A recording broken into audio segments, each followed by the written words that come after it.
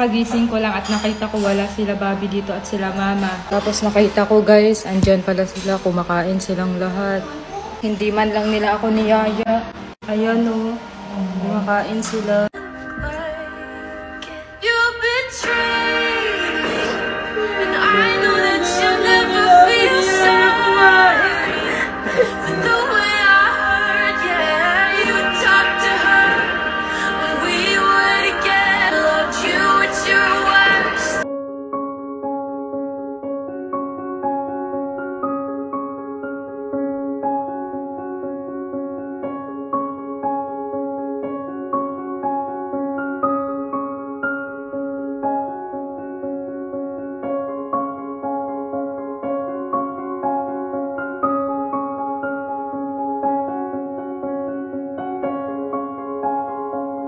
Ayan guys, inaayos lang namin yung mga gamit namin ngayon.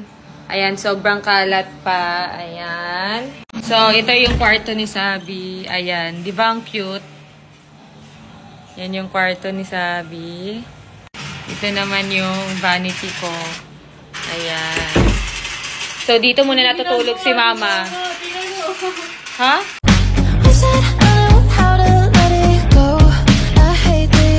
Sensitive all the time. I can't say what's on my mind.